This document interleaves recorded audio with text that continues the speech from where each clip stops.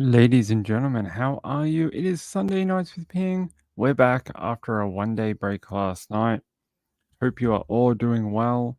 Let me see who is in the chat and we'll get going. Catatonic was here earlier. Hey, Catatonic. DJ was here. Hey, DJ. James Avery. James Avery says, Tane in SoCal. Okay. He means rain. You don't mean Tane? All right. No Tane in SoCal. Sherry Runs Late is here too. It says, hello, friends. Here for roll call. Nana Lana is also here. Hey, Nana Lana. And Marilyn Landis and more Sherry Runs Late. Who else is here? Blue Moon made it. And Laurie. Insightful One is here. Brenny made it. Hey, Brenny. Danny Mitchell, the chat celebrity, made it. Oh my God. To be graced in the presence of a celebrity. I mean, it's, starstruck, very starstruck. Vegemite Smile and Nana Lana. Who else? Yep, another Maria and Marlene Clausen. Good to see you all here. Thanks for being here. Moonlight View as well. All right. All right. Let's get going. Let's go to the what are we going to start with? Let's start with this. A story out of America. I think this one might be an interesting topic to talk about. Hey guys, good to see you. Good to see you. Good to see you. Hey Robin Lane, how are you, my friend? Good to have you here. Good to have you here. Let's talk about this. It's a story about a police officer who is a canine officer, and it seems like his dog has been taken away from him. He asked for the dog to retire with him and basically live with him. He's saying that he went to work for 3 years with this dog, and it would come home every night, stay at his house. He looked after it. They had a unbreakable bond. And now that the dog has been taken away, he's saying it's not only cruel to him, it's cruel to the dog, as they have a very close bond and working relationship.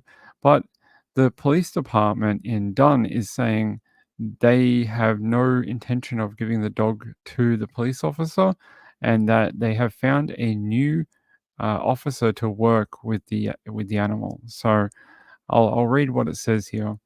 It says, controversy surrounding a police canine in Dunn has gone viral on social media, prompting several people to attend Monday's city council meeting to voice their displeasure with the police department's decision.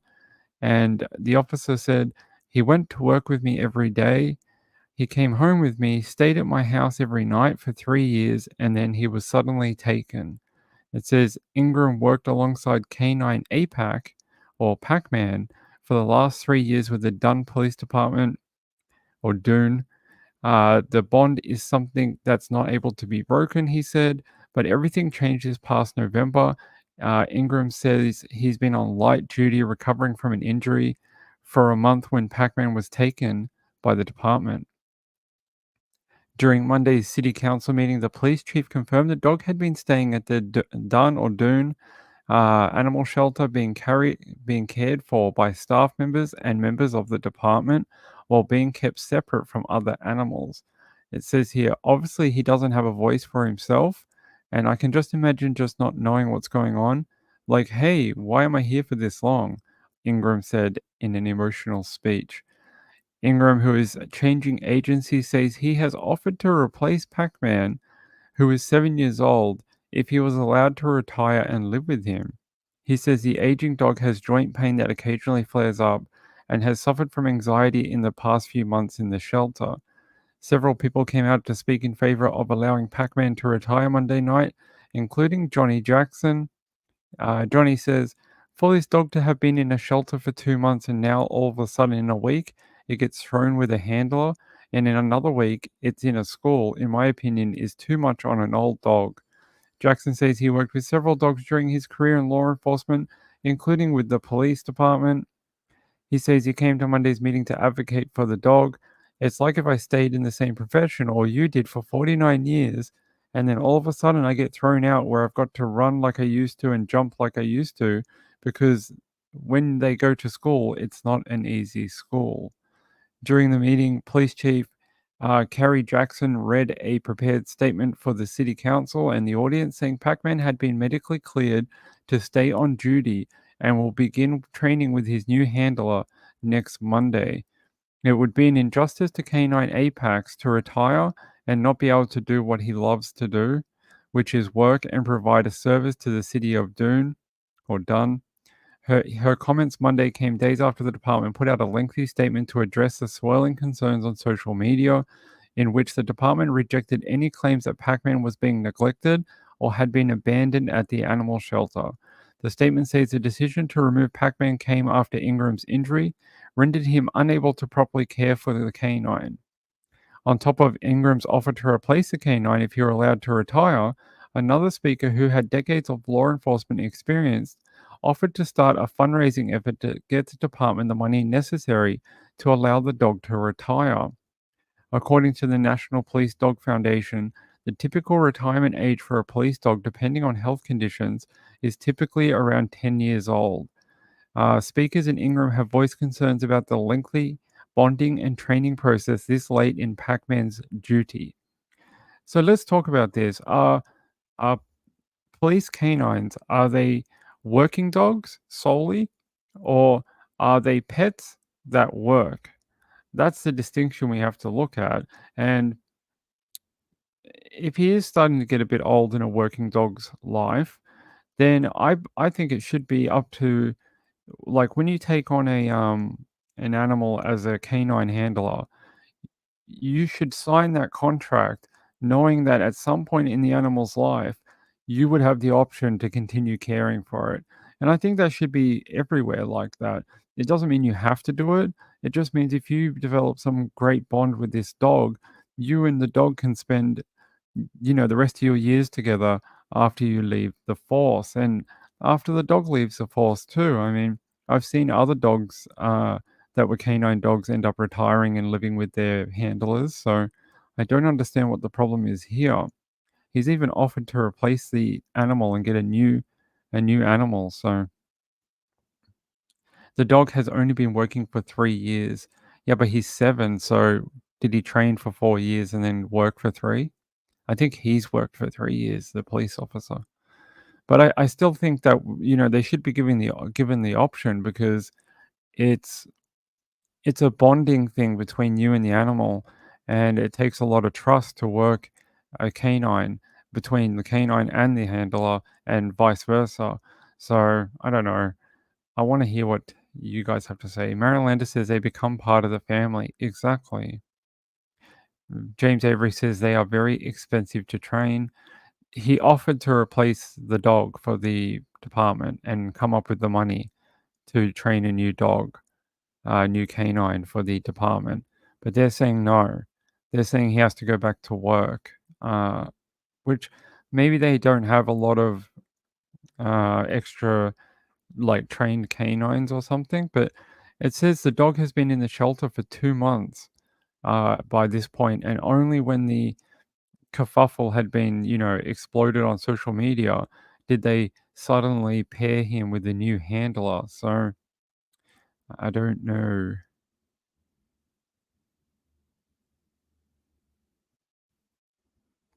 No, the police officer's moving to a new department after 3 years. He worked there for 3 years. Hold on, let me check. Now you're making me think I'm going crazy. I know they said that he was leaving for a different department. Now I can't find it. Da da da.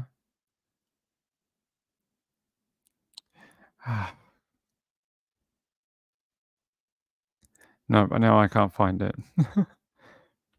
I know it said in here. Oh, yeah, here. It says Ingram worked alongside Canine APAC or Pac-Man for the last 3 years with the Doon Police Department. It just says that Ingram worked with the canine for 3 years, and it stayed at his house every night for the last 3 years. And then it says here that he's actually leaving to go to a different agency. Here, Ingram, who is changing agencies, says he's offered to replace Pac-Man. who is 7 years old. So there you go. So it doesn't actually say how long the dog has actually been working or if this is his first handler. Maybe it wasn't. Maybe there was a handler before him. I don't know. It doesn't say. Because if he's only been working there with him for 3 years, who had the dog beforehand? Hey, Kim. Hey, good to see you. Sherry on Slate says, get to work. That's what dogs love to do. Let's see. Yeah, it's pretty hot down here at the moment. they're pretty good detectives. They can sniff out a cat biscuit anywhere. You drop a cat biscuit, they'll find it. They're good cat sniffing cats. Moonlight View says, I think let him retire. No reason to wait until he's too old to enjoy a retirement. I agree. I think there's got to be a compromise, right? The world is based on compromise, so maybe they can find a way to allow Pac-Man to go home with his handler. It doesn't say why the officer is going to a different department. I wonder if it's got something to do with his injury. It says he's been on light duty recovering from an injury, but that was only for a month. So I'm not sure why. Maybe he's just had a falling out with the police department. There's a video here. Maybe it has more information about it. Let's see. Police departments. Hey, come on. Controversy in Harnett County. A police department's decision to reassign a canine rather than letting him retire is being met with some backlash. CBS 17's Harrison Grubb talked with the canine's former handler and heard from the police chief as well. It's been a difficult few months for Nathan Ingram. He went to work with me every day I worked. He came home with me, stayed at my house every night for 3 years. And then he was suddenly taken. For the last 3 years, Ingram worked alongside K9 Apex, or Pac-Man with the Dunn Police Department. That bond's something that's not able to break, you know? But everything changed this past November. Ingram had been on light duty for around a month after injuring his finger when Pac-Man was taken to be reassigned to another handler. Ingram says the 7-year-old dog has issues with his joints. Monday night, the chief, Kerry Jackson, confirmed K9 Pac-Man has been staying in the Dunn Animal Shelter. Obviously, he doesn't have a voice for himself, but, you know, I can just imagine not knowing what's going on. Like, hey, why am I here this long? Ingram, who was changing agencies, says he offered to replace Pac-Man if he was allowed to retire and live with him. The issue went viral on social media, bringing several people to Dunn City Council meeting to speak out against the department's decision. That dog deserves to retire. Including Johnny Jackson, who worked with several canines during his career in law enforcement. For this dog to have been in a shelter for 2 months, and now all of a sudden in a week it gets thrown with a handler, and in another week it's in a school. It's just, in my opinion, it's too much on an old dog. In a prepared statement, Chief Jackson said Pac-Man has been medically cleared to remain on duty. He'll begin training with his new handler next Monday. It would be an injustice to K9 Apex to retire and not be able to do what he lives to do, which is work and provide a service to the city of Dunn. The National Police Dog Foundation says the typical retirement age, depending on health, is 10. An online petition to let Pac-Man retire has gained thousands of signatures. In Dunn, Harrison Grubb, CBS 17 News.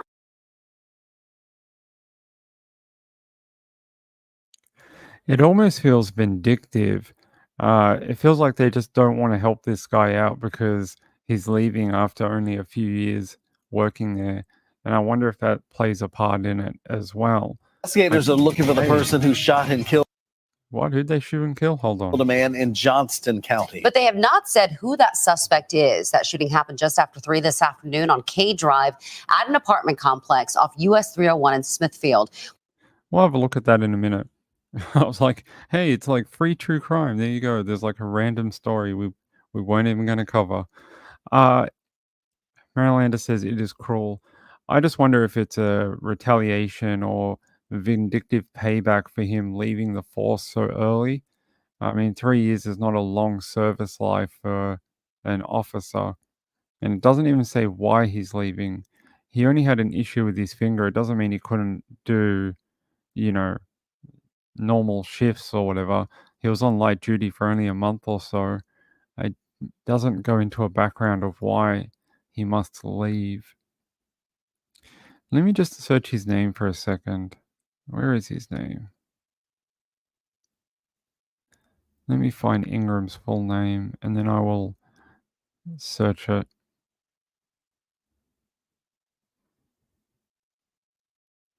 Because I want to know why he's leaving all of a sudden.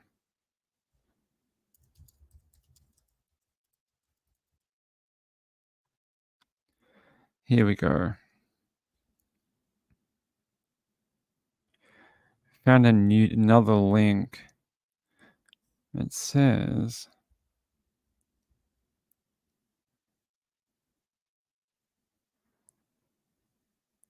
It says, during an unexpected phone call, Dunn Police Chief Carrie Jackson told Ingram that she's taking his faithful companion to the Dunn Animal Shelter. Ingram offered to cover the cost for Pac-Man, who has had joint pain and suffered from anxiety. Yeah, we know that if he was allowed to retire. There's some photos of him and the dog. And there's the dog in the shelter. He doesn't look very happy, does he? He's like, why am I here behind this stuff? I want to go home. I want to go to a couch and lie on a couch. It says, Ingram, who has since left the department for a new job, claimed that the removal of Pac-Man from his car was an act of retaliation for his absence during a department photo shoot with the dog. But Carrie Jackson, the chief, disputed that, saying Pac-Man was sent to the shelter because Ingram's injury would not allow him to take care of the dog. I'm sorry, I have a busted finger. I can't open a tin of dog food and feed the dog. Jackson said, that is simply not true. We're not going to get into a back and forth on this subject. Based on the restrictions that were issued on him by his physician, we made the decision to remove the handler from him so he could make sure that he was receiving appropriate care. Ingram rebuffed the claim, saying, I was fully able to care for Pac-Man during this time. It was not removed from my home for the reasons being portrayed by the public. There's another thing of him and the dog. Yeah, it doesn't, other than that, it doesn't say why he left. The department is assuring everyone that the dog is healthy enough to work.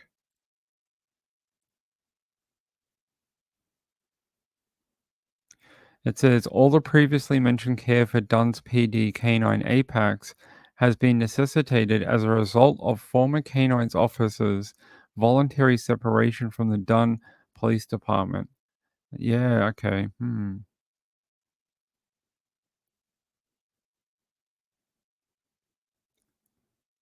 Yeah, I don't understand this. This is a weird story. It says apparently here his new handler will be Sergeant Adam Sikorsky, who will become his new handler, and he said it's time to move forward. Sikorsky said, this is what the dog lives for, working, finding drugs, finding bad guys. We start training on Monday, which we are really excited for. Here's a photo of, I guess this would be his new owner, his new handler. Maybe him and the dog. That's really cute.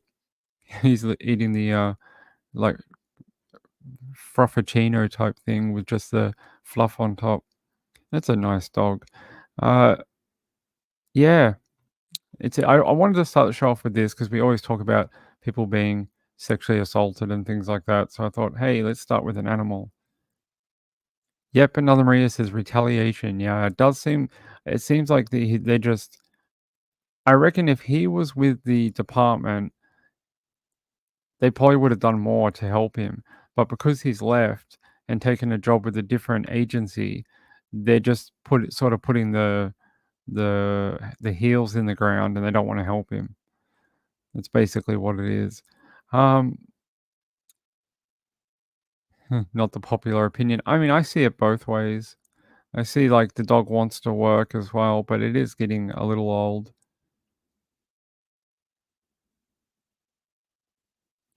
I don't know what the rules are. Can they normally take? I know I've seen officers retire with their canines before though, but I guess because the handler is not actually retiring, he's just changing to a different agency. Maybe that makes it different. Maybe because he's not like he's not 65 or whatever, and he's not taking his retirement after 20 years in the force or whatever. Maybe that's why they're not helping as well. It's not like he had the dog for 15 years or something. Emily Nubb says, I wish we could ask the dog, maybe he wants to work. Maybe. I tell you what, we'll put a bad guy on one side and we'll put his old handler on the other side and we'll see whichever one the dog goes to. And then we'll know, like, if he wants to catch the bad guy, then he wants to work. If he wants to go to the handler, then he wants to go home. Maybe that's the only way we can figure it out. Marlon Clausen said, they had the dog in the shelter for months. They did not care about the dog. It would have been working or schooling for those months. Yeah, that is interesting that they just had it in the shelter for a long time.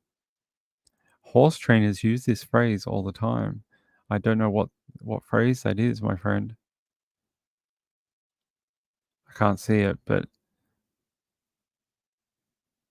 yes, we'll go with that method. All right. Well, look, you guys can keep talking about this in the comments after the show. If you have more opinions about the Dunn Police Department, Pac-Man, or the ex-handler Ingram, leave a comment. And maybe if we get more information later on, I will post it for you guys. They said he has some arthritic problems that do flare up from occasion, and the dog suffers from some anxiety issues due to his work on the job.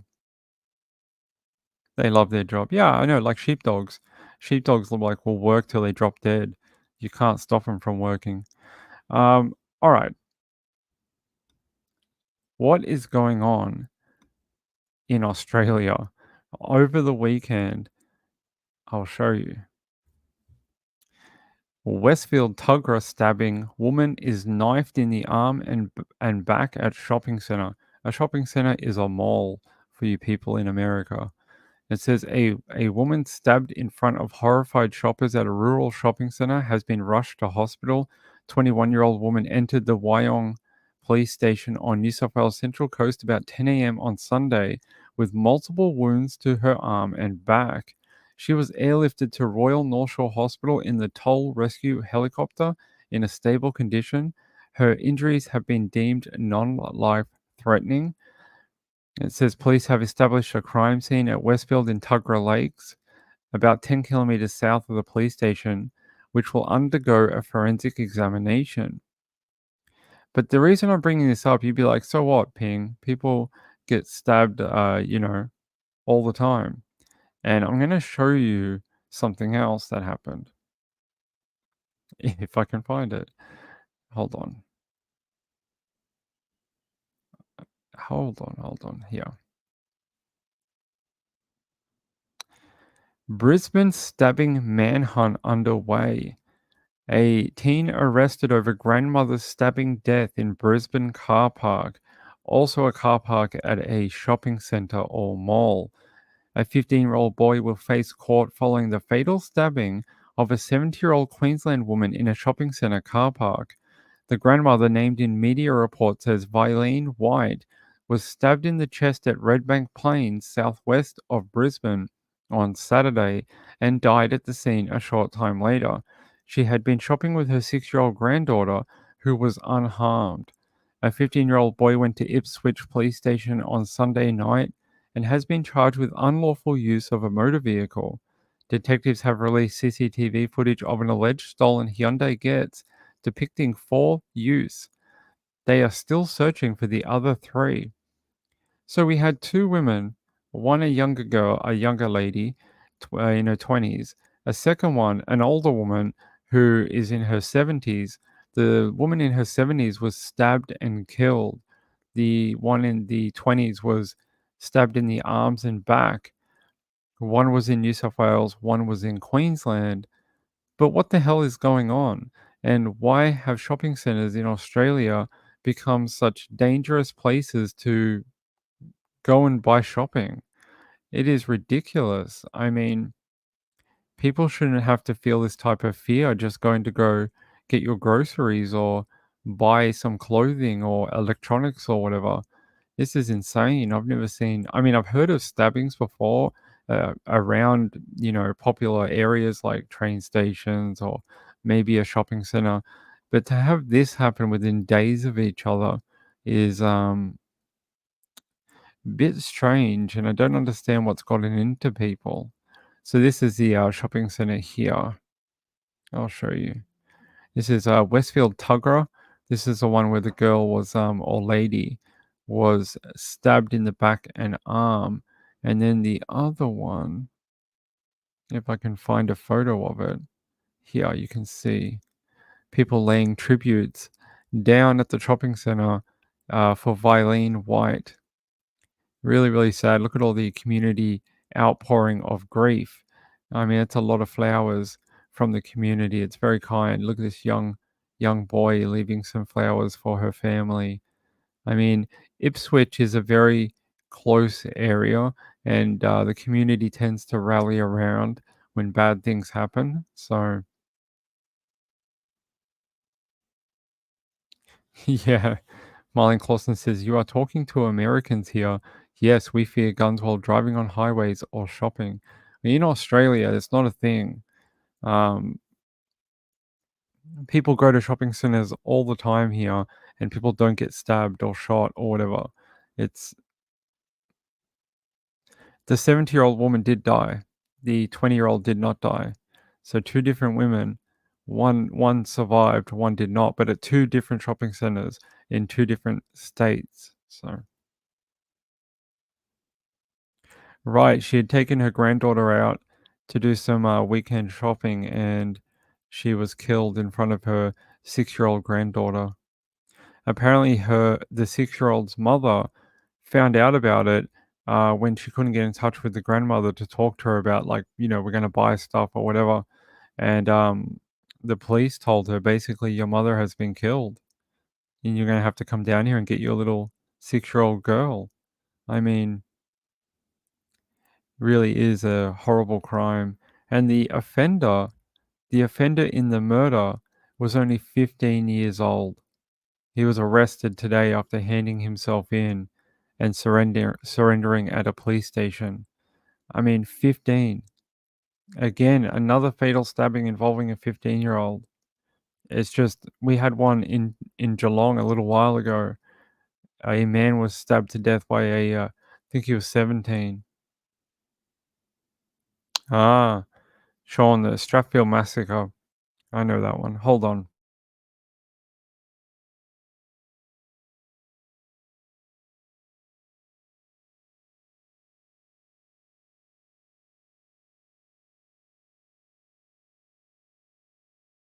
Sorry about that. I had to cough. I didn't want you guys to hear it. Shell says, "Hey, Shell.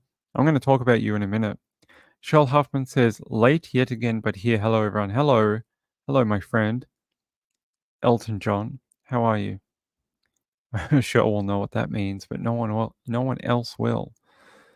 Why? I don't think there is a why.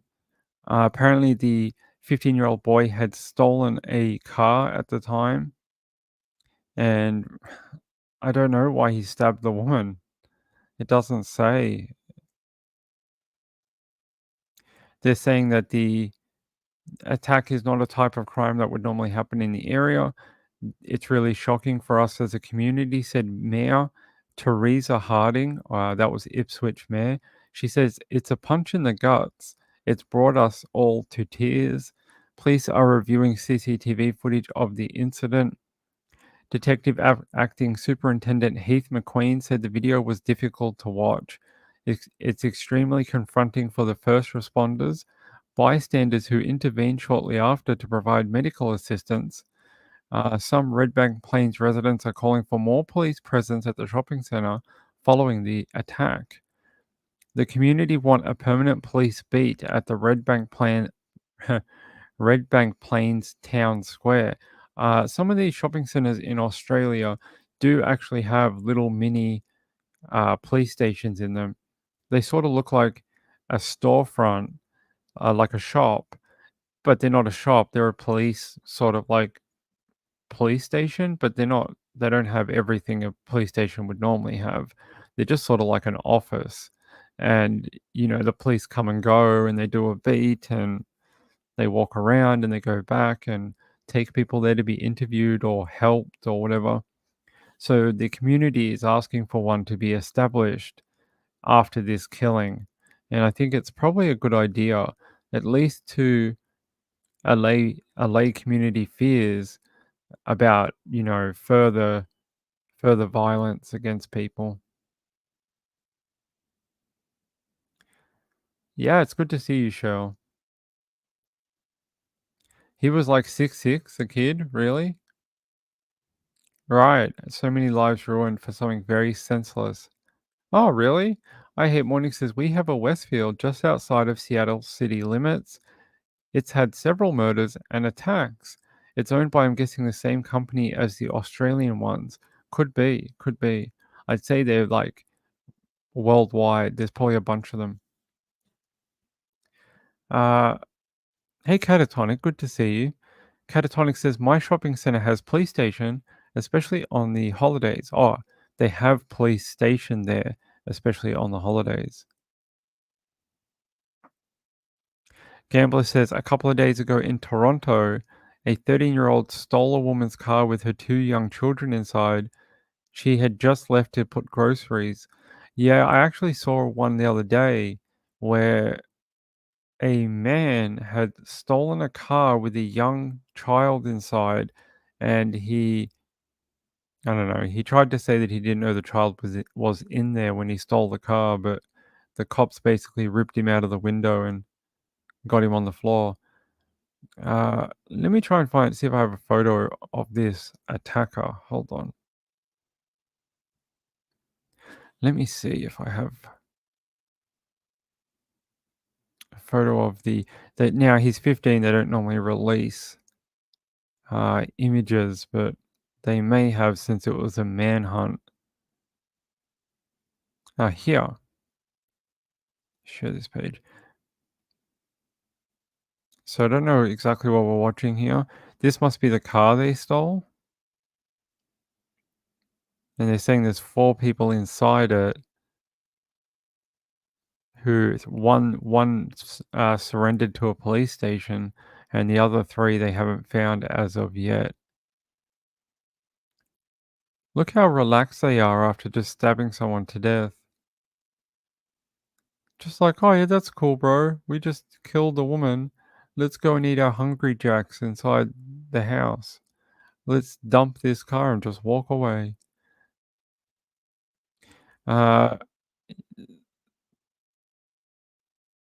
These guys look like what in Australia we have a lot of people from certain places in Africa and different parts of Africa. So I'm not sure where these guys are from. So they could be like Somali or something like that. But we've had a real problem, unfortunately, with some immigrants coming here and not having a great time assimilating into the way of life down here and sort of running amok and doing silly stuff, committing a lot of crime and stuff like that. I mean, it's not something we haven't seen before. When the Italians came in the 70s and 80s, same thing happened. When the Asians came, Vietnamese and the Chinese came in the 90s, and that same thing happened. I mean, it just tends to happen. These guys are just the latest wave of it. It's not a racist thing. It's just seems to happen to when you get mass migration of a certain one area, unfortunately. Sean said these kids have seen brutality in a country unlike us. Sudan usually. Apex Gang. Yeah, we had Apex Gang down here in Melbourne for a period of time. I think it's been mostly dismantled now, luckily. But yeah, Sudan or Somali. So, yeah. most of those kids were born here. Well, some of them were. Some of them. These guys look fairly older. If they're 15 or whatever, some of them may have been born overseas. Yeah, I don't know if their parents would have been living here for 15 years. The influx of them started happening in the late 2000s and into the 2010s. So I agree. They've had a hard life, a different life to what we have here. I'm not excusing them. We've got to find a better way to help them integrate into our world here. Hey Anika or Anika. Hey Anika, how are you, my friend? Catatonic says my Sudanese neighbors fled from the war. Yeah, a lot of them fled from war, persecution, you know, family members being wiped out, all sorts of things that we could never dream of here. But uh, when they commit crimes like this, we can't have a kid glove approach. We have to treat them just like everyone else who, if they stabbed someone and killed someone, we have to treat them exactly the same.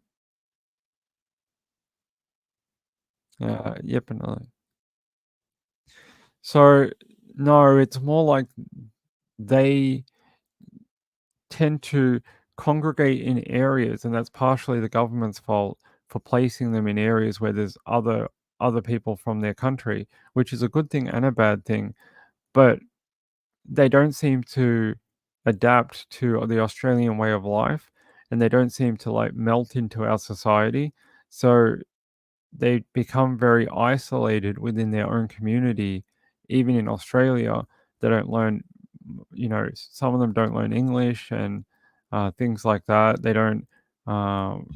They just don't sort of get along with everyone else. They sort of think it's still their same old country, wherever they come from, and they don't take on the Australian values and things like that. And they do things like this, thinking that they're not. There was some people that were saying that they think our police are weak, and they're not as like in their country. If they did something like this, they'd just get shot on the street. But in Australia, the cops are not going to do that, and they're going to release you after a few hours. So they sort of know that the police are not like as hardcore as what they maybe from their country. So they treat it like a bit of a joke. And yeah, it's a shame because there's some really nice people from uh, like Sudan and Somalia and stuff. There's some really, really lovely families who have moved here, have made a go of it, done great things, and you know, really got involved in the community and stuff like that. So it's only a small portion of the total number that are like this, unfortunately. Moonlight View says, please show some love to the like button. Yes, thank you. It's very kind. Hey, Hugney. Good to see you. All right. Let me see if I can find some more about this woman, because that's really horrible. Yeah, here's some more photos of them getting out of the car. Here you go.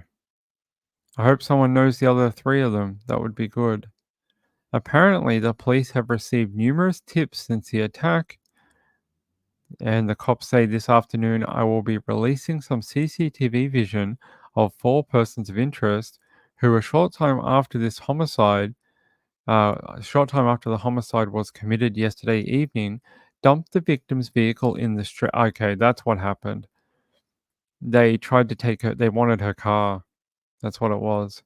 They wanted her car and killed her in the process, I'm guessing. They said, I described these 4 persons of interest as African males in appearance. As you can appreciate, this is a significant investigation. We are 24 hours in.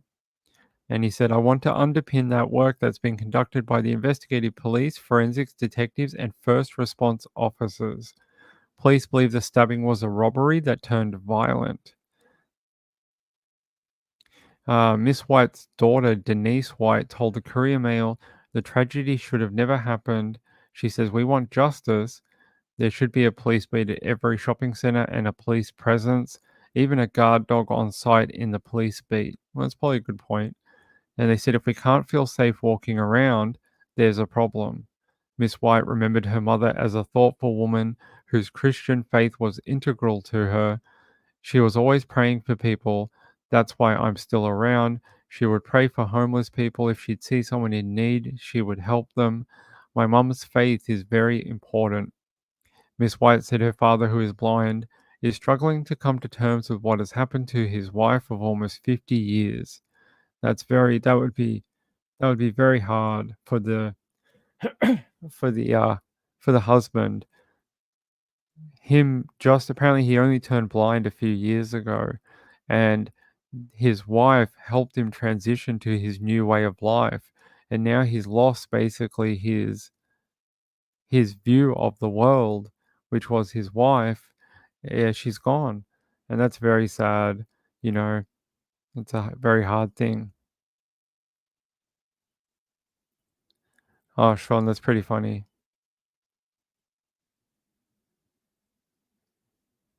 Sean sent me a sign. I'll show it near the end. All right. One moment.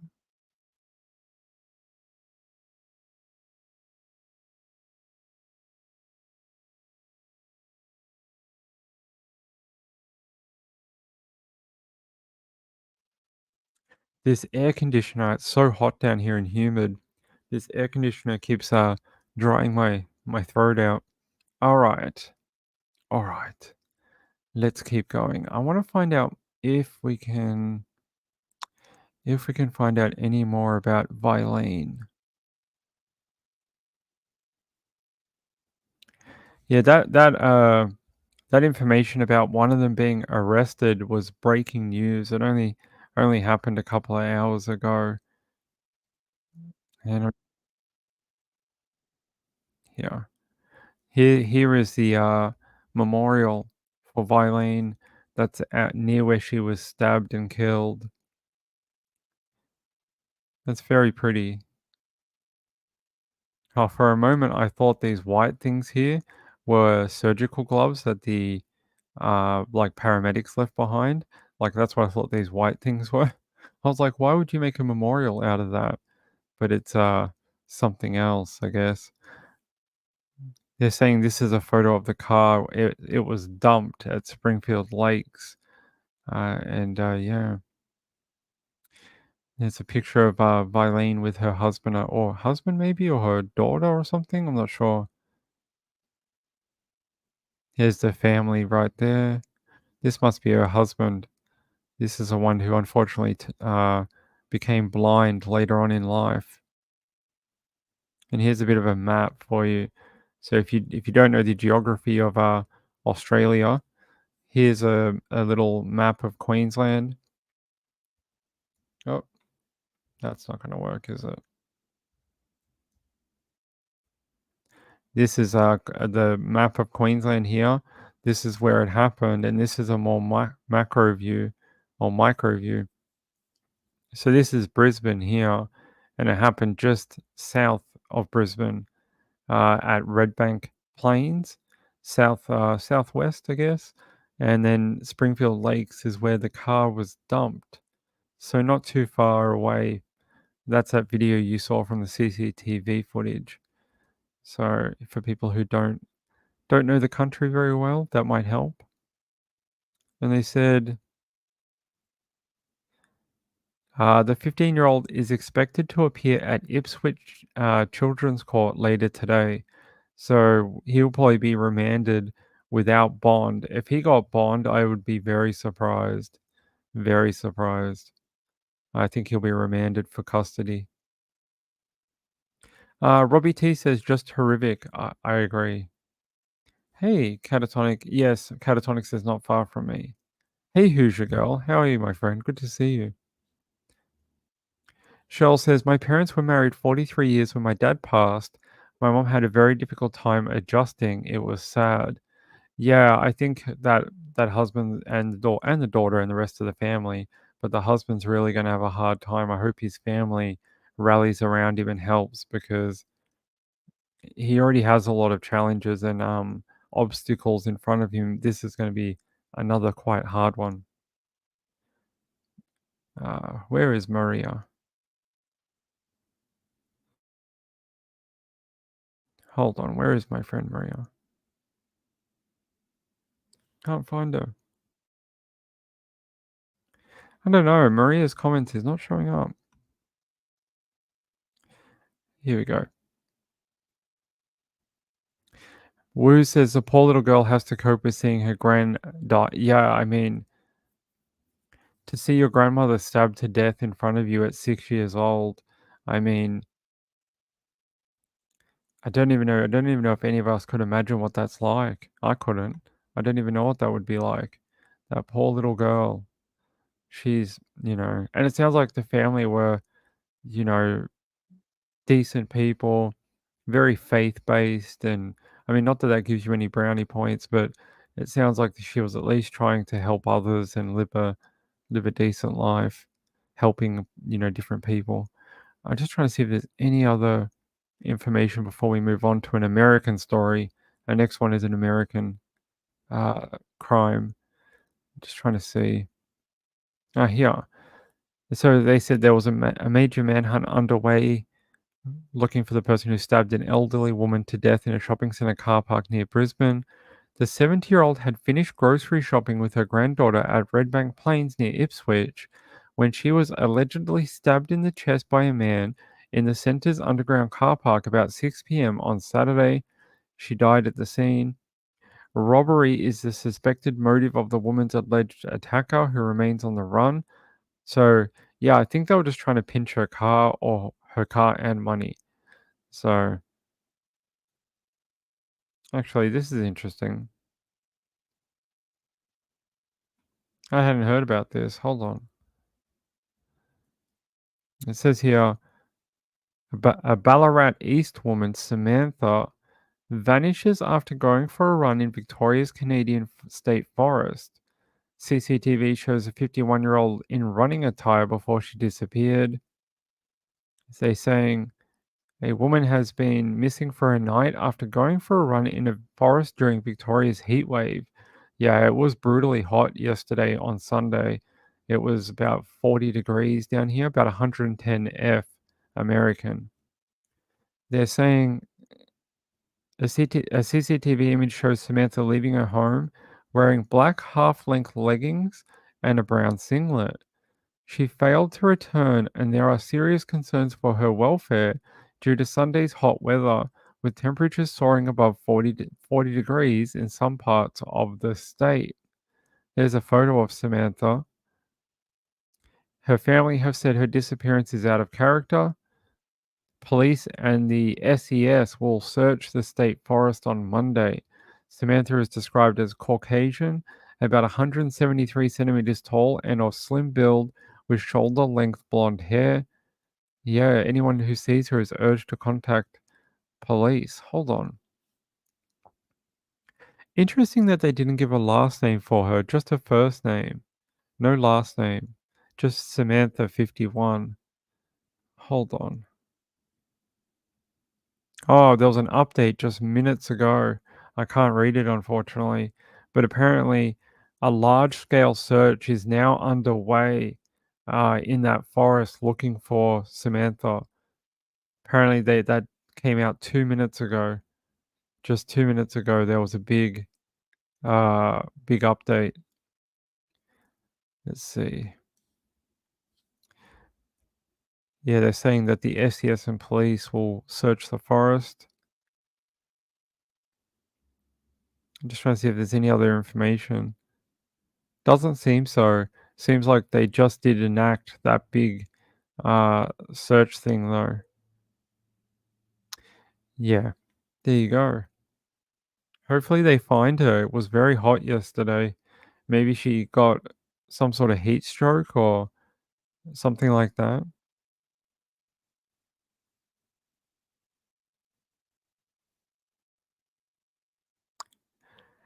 Sean says, hold on, I was trying to find the background. Robbie T says, sadly, in Australia, juvenile crime is not dealt with, and they just get away with nearly everything and anything. In Queensland, especially, was it last year? A woman was stabbed and killed at her home after answering the door to someone trying to break into her property, and she was stabbed on her front doorstep. It's been a real crime wave in Queensland to do with youth offending, and it follows a trend nationwide of youth offenders. They used to do things before like steal cars or, petty theft, things like that. But they've started to do much more serious crimes, sexual assault, murder, bashings, drug dealing, trafficking at a much younger age. Sean said, she is a Maltese immigrant like my mum. We descend from the Hospitaller Knights and help anyone. Okay, interesting. You're still seeing a map on the screen? I can literally see the screen in front of us, and it's a picture of the woman. I don't know why you would have a map.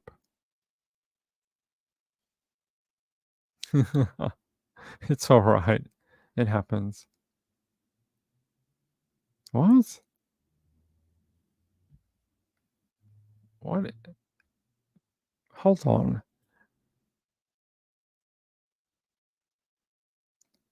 Hold on. Let me try and fix it. Like, on my side, it shows a photo of Samantha. Like, what? It shows like what it looks like to you guys, to me, if that makes sense. But I see the article. Marylander says it shows a pic of the woman. Okay. Whew. I thought I was going crazy. You guys, don't make me think I'm going crazy. Yeah, they must be on rewind. Yeah. Hey, Beth B. Hey, my friend. How are you? It's good to see you. I love always when you come here and I can see the puppy dog. It's such a cute dog. Yep, another Marie says, pick up woman now, map when you started. Okay. Thank you.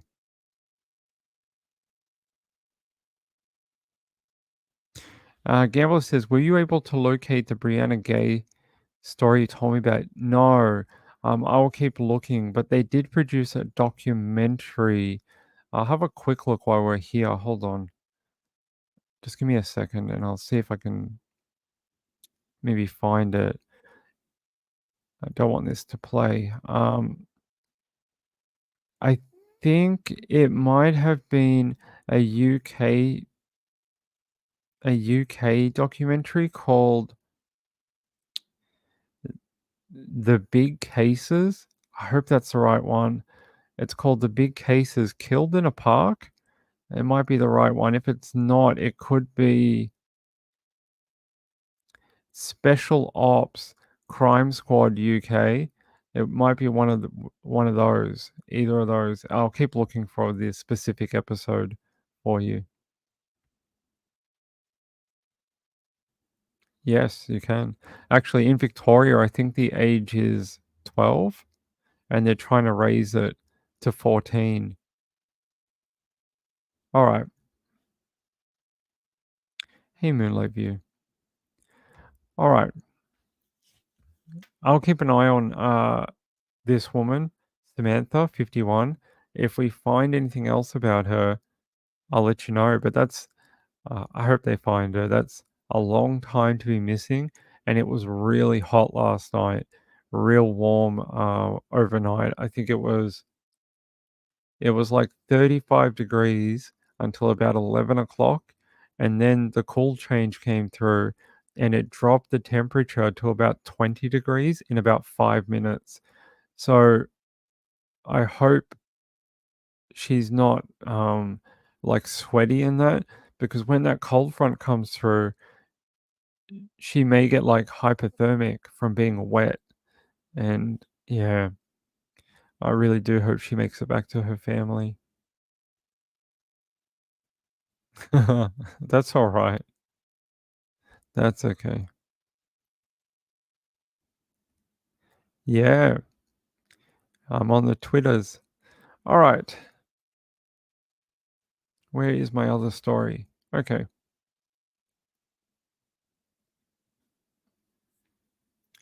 18-year-old didn't show up for work in 2015. And you may be like, Ping, why are we talking about a story from, 8 years ago? The other day, it was National Missing Persons Day, and pretty sure it was the FBI or one of the letter agencies highlighted this case because it has a $5,000 reward for any information people could provide to find this young woman. So let's have a look. Oh yeah, here it is. Here it was. Yeah, that's the FBI, right? Yep. Missing Sarah Nicole Graham, $5,000 reward, and yeah, they've been looking for her for many years. So let's read a little bit about her. It says, when an 18-year-old woman didn't show up to work in 2015, deputies in North Carolina are now taking another look into her disappearance. Sarah Nicole Graham was known as a dependable Walmart worker, but when she left her home to go to the store's Pembroke location on February 4th, 2015, she never got there, according to the FBI. The FBI say everything we've learned about Sarah tells us that she did not take off on her own. Now, more than 8 years after Graham was last seen, the case is getting another look. On June 8th, the Robeson County Sheriff's Office said its homicide division joined the FBI and a canine team to conduct a search related to her disappearance. You can see here they're searching some sort of farmland. I'll go to these photos after I'm finished and we'll have a look. It says the Sheriff's Office didn't immediately share additional information about the search. Graham disappeared in 2015 from her home in Fairmont, roughly 110 miles southwest of Raleigh. At the time, Sarah was making friends and was happy with her new life in North Carolina. It says Graham, who had short, dark brown hair, wore glasses, and had braces, was last known to be wearing a Walmart vest, officials said. She is one of several Native American women to mysteriously go missing from the same area in recent years. And in 2017, police said 3 women, including 2 from the Lumbee tribe of North Carolina, were found dead within blocks of each other in Robeson County in Lumberton. The deaths, which remain unsolved as of June 2nd, sparked fears of a serial killer. The sheriff's office didn't mention foul play in its post about Graham's disappearance, but officials said her van was seen abandoned in a field about 15 minutes after she left for her job. Now, years later, after the search for clues started, there's a $5,000 reward for tips that lead investigators to her. Detectives urge people with information about the case to call 910-671-3100 or call the FBI Charlotte Field Office at 704-672-6100. Information can also be shared online at tips.fbi.gov. And I'm going to try find this FBI video. Hold on. So we can have a watch. Let's see. Apparently FBI released a video about her. Here. 18-year-old Sarah Graham hasn't been seen since February 4th, 2015. Her family said she left their home in Fairmont, North Carolina, early that morning to go to work. She never arrived. Hours later, her van was found abandoned in a field along East McDonald Road. The FBI and the Robeson County Sheriff's Office have followed hundreds of leads and interviewed dozens of people. FBI Special Agent Smith has been investigating her disappearance from the very beginning. Everything we've learned about Sarah tells us that she did not take off on her own. She's responsible. She had a job at Walmart and was considered a dependable employee. Sarah was making friends and was happy with her new life in North Carolina. While most of the people we have interviewed have been cooperative, we believe someone very close to her isn't telling us everything they know. We have uncovered a lot of evidence, but we still need that missing piece to bring Sarah home. Now is the time to come forward and help. At the time of her disappearance, Sarah had short, dark brown hair, wore glasses, and had braces. She is Native American, 5 feet 4 inches tall, and weighed 160 pounds. The FBI is offering a reward of up to $5,000 for information leading to Sarah's location. Call FBI Charlotte at 704-672-6100 or submit a tip online at tips.fbi.gov.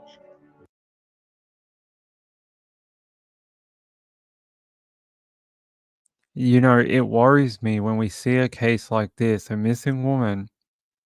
She's, Native American, and she's been missing for 8 years, and it's only a $5,000 reward for information. That's not a lot of money for what is essentially a cold case. It's a very small reward, isn't it? It's yeah, I would have thought it would be more since it's such a highlighted case. Hold on. All right, there we go. Yeah, only 5 grand. I mean, it's a lot of money to someone. I mean, I'm sure I'd like to have 5 grand, but in the grand scheme of reward money, it's not a lot of money, is it? Let's see these photos. So her van was found in an abandoned field along East McDonald Road in Fairmont. Let's have a look at this search photos. That is some very overgrown, green, weedy field like area. If someone was there, it would be very hard to. You'd have to search it meticulously. It'd be a very difficult area. And this more looks like a cultivated farm. You can see the irrigation ditch here, and then a raised bed for plants or whatever. That's a lot of cop cars to go searching. Where is she? The fact that her van was seen 15 minutes after she was due at work, she wasn't inside it, and she never went to work. Why would someone hurt her and then just dump her car? If it was a robbery or a carjacking, wouldn't they have wanted to keep the car? So what happened to her and where did her assailant take her? It's sort of weird, right? If it was, why wouldn't he just keep the car for a while and transport her body around? Or it's a bit weird. Only 15 minutes after she was due at work. That can't be very long.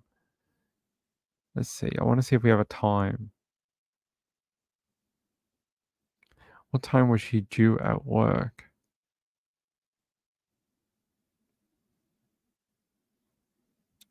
No, you don't want to give that information to me? Okay, fine, FBI. It doesn't say, but they did say. Yeah. It is interesting that women of Native American background have been targeted within the similar area to where she went missing. And they're saying, like, it could be a serial killer. Maybe there's someone around that area that really doesn't like Native American women or uses them as a target because they're a soft target. Maybe because they're marginalized by the community. I'm not sure.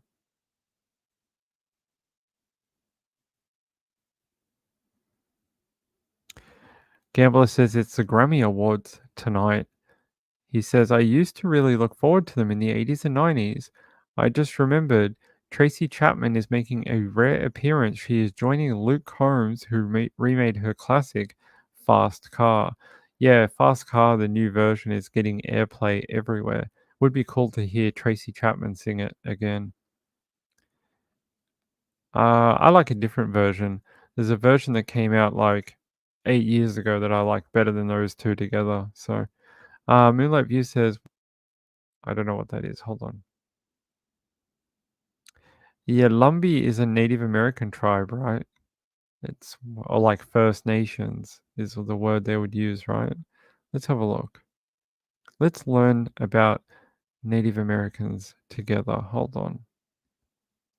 Let me search what it says correctly. Here, Lumbee tribe of North Carolina.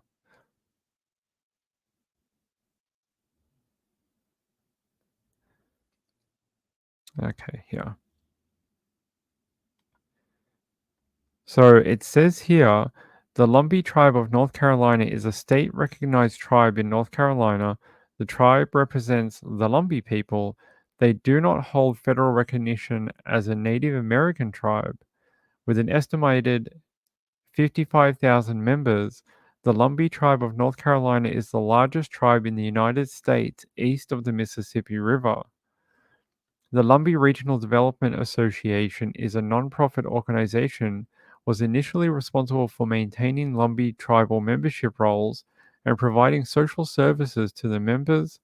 After an attempt by the LRDA to gain full federal recognition for the Lumbee people as a Native American tribe in 1991 failed, some Lumbees began to criticize the LRDA as an inadequate representation for the group. The LRDA had a board of self-appointed directors and no constitution, which critics felt made it ill-equipped to genuinely represent the interests of the Lumbees. They also felt it was limited jurisdiction meant it could not satisfy the U.S. Bureau of Indian Affairs recognition criteria for the group with a continuous political authority.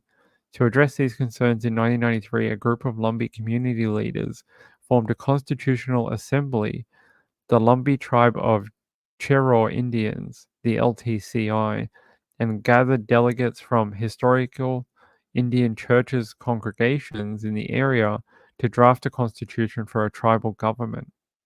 So it sounds like, though, they got state recognition but not federal.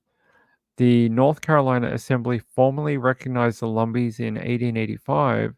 They amended their recognition using the name Tribe of Indians of Robeson County in 1911 and Cherokee Indians of Robeson County in 1913. Responding to pressure from the tribe, the state recognized the Lumbees in 1953. Governor Mike Easley reaffirmed it in 2004, but that doesn't sound like they ever got their federal one. I don't know why. It doesn't say. It just says it's a state recognized, but not a federal. I don't know what the difference is. Does that mean they can't get federal funding, or they don't have like certain federal access to different programs and things like that? They can only apply through state programs, and someone in America would have to ask or know a bit more about how it works.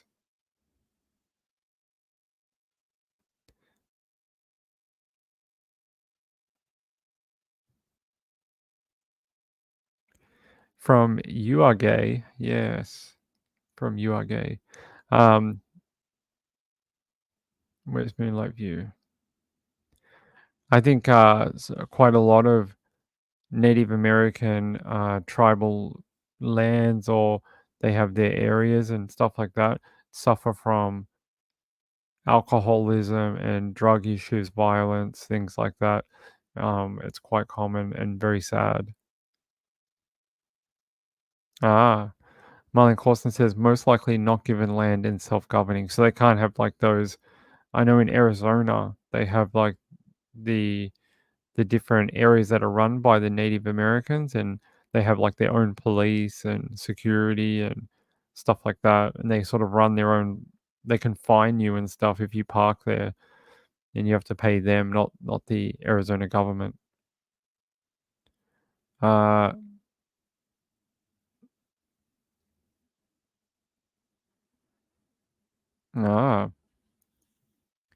Well, we can all love Tracy Chapman together. It's okay. All right. Let me see if I have anything else on Sarah Nicole Graham. I really would. Where could she be? And how could she have disappeared so close to her work time? It sounds almost targeted, like someone was targeting her. That's what it almost sounds like to me. Like someone was watching her. Hey, don't do that. There we go. No, this one has a very similar information. For something that's 8 years old and has FBI and state agencies attached to the case, there's such little information about her, isn't there? Like, this is the article. Look how big it is. It's like one paragraph. That's it. It's bizarre. It's like, you know how we talk about how people of color, their cases often get minimalized? That's almost what this feels like, even though she seems to have a lot of agencies working on her case. Let's have a look. Hold on. Just want to see if there's anything about like the moments when she went to work.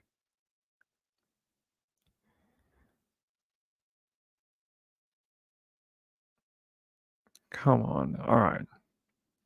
So apparently, even at one stage, they searched a home. Look here, I'll show you. Missing woman led to a search today of a home where she lived in Robeson County. Sarah Graham appears to have vanished without a trace more than 8 years ago. ABC 15's Tanya Brown is live from the Robeson County Sheriff's Office, where deputies brought back items removed from that home. Tanya. Connor, the Sheriff's Office Homicide team, along with FBI agents, thoroughly searched every inch inside and outside of the home. Sarah's father, who is also the Roland police chief, tells me he's not sure exactly what deputies are searching for after all this time has passed. Deputies and FBI agents showed up around 9 o'clock Tuesday morning here at a home on Centerville Church Road near Fairmont. This is where Sarah Graham lived before she went missing on February 4th, 2015. At the time, she was 18 years old. Deputies say she left home to go to work. Her van was found in the area, but no Sarah. Neighbors watched as deputies walked in and out of the home. I'm glad they're back because I just, I think the family deserves closure, for their loved one. But I am kind of concerned that they are still in this area, because this is the area they was at, from the beginning. Deputies bagged and removed several items from the house. They carried out large items. Sarah's father, Hubert Graham, sat on his front porch as officers walked in and out of his house. He's the police chief in Roland. Graham says deputies have searched his home 4 times since Sarah went missing. He says he's not sure what they're looking for, but they won't find any wrongdoing involving Sarah's disappearance. Robeson County Sheriff Bernice Wilkins says someone close to Sarah isn't telling everything they know. Neighbors say they hope officers will soon know what happened to Sarah. I've always wondered what happened to Sarah, because she was a part of this community. Sheriff Wilkins says at this point, they can't even actually confirm if Sarah left for work the morning she went missing. He says his #1 priority in this case is to solve it and find out what happened to Sarah. Live in Lumberton, Tanya Brown, ABC 15 News. Thanks, Tanya. It sounds like maybe they have an idea of what happened to her. Yeah, I just saw the 2 police chief and the fact that they've searched his home 4 times since she went missing. And then that reporter said there's people within her family who are not telling everything they know. That is very, very, And then they said they're not even sure if she left for work. So the story about her leaving for work may not even be correct. She may have never left the home. So it's very, very suspicious. Roland Robeson? Okay. It is sus. I think there's more to this one than maybe what we know. Because why would they search the same property 4 times and then have comments like that saying, there's people within the family who are not saying everything they know about her disappearance, and then her dad is a police chief as well. It just seems funky. There's something going on with that. Well, maybe the FBI is involved because it may involve a police chief. Like I'm just spitballing here. Don't come for me. I'm just saying maybe because it may involve another person of authority. Maybe it's got something to do with the FBI. Yeah, they took a whole bunch of items and they look quite big too. They almost look like wooden slats, like in a floorboards. That's almost what it looked like. They had bundled up some floorboards and put them in the paper bags. I thought it was like floorboards. It sort of looked like that shape, like sort of like, might not be, might have been anything, but well, we don't know. I don't think we know. Did they think that she crossed state lines, or do they think it's I don't know, some monetary thing? Sometimes they get involved for that. Yeah, I'm glad we looked at that earlier one. It says here, Graham's father, Herbert Graham, is sitting in a chair on the front porch of the house being searched. Graham has been in that chair for several hours, occasionally talking with deputies as they walk in and out the home. He worked as a deputy with Robeson County Sheriff's Office when Sarah disappeared. Graham is now the chief of the Rowland Police Department. Graham told ABC 15 last February the FBI has barely contacted him over the years about Sarah. He said he felt as if they weren't treating him like a parent in the disappearance of his daughter. That is kind of says a lot to me.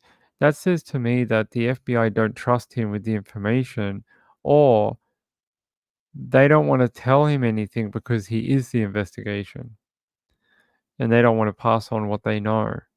Because it'd be very strange for the FBI not to keep at least parents in the loop of what's going on if they had a child who had been potentially murdered and missing. It's very, very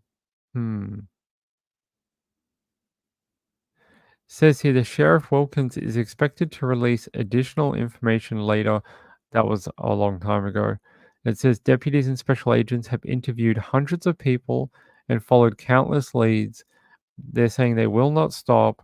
One of their priorities when this person was elected sheriff was to find our missing people and to solve cold cases.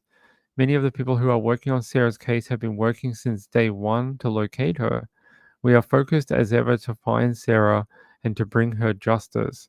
I believe there are people in our community who have information that can help us. Please come forward. They keep mentioning that there's people that know, there's people that have information. North Carolina.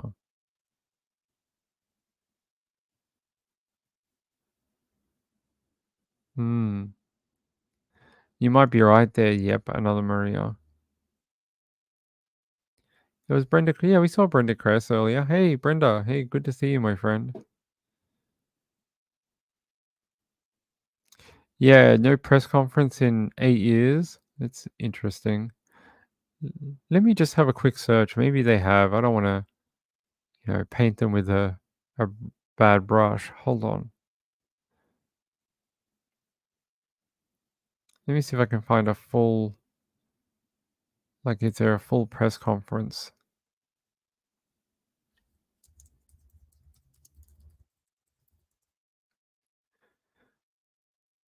Let's see.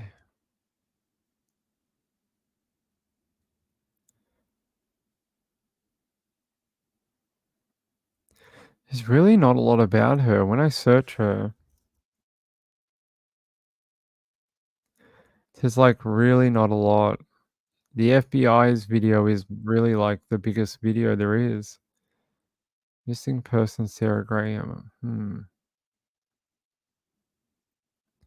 Even when I search YouTube, there's really not much. Well, when I search in YouTube, right, there's 1, 2, 3, 4. There's 5 videos total on Sarah Graham on YouTube. There's 5. There's one from the FBI. There's a couple from like small true crime channels, and there's one from Unreal True Crime, and that's it. So this case hasn't had a lot of attention at all.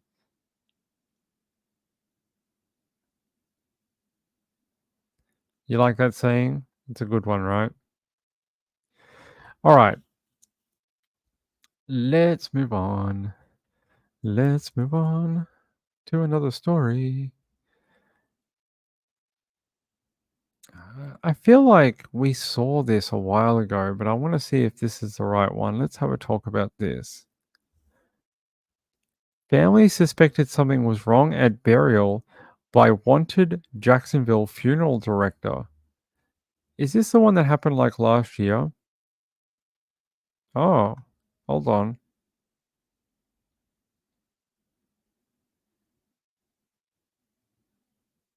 Oh, before we read this, let's look at this.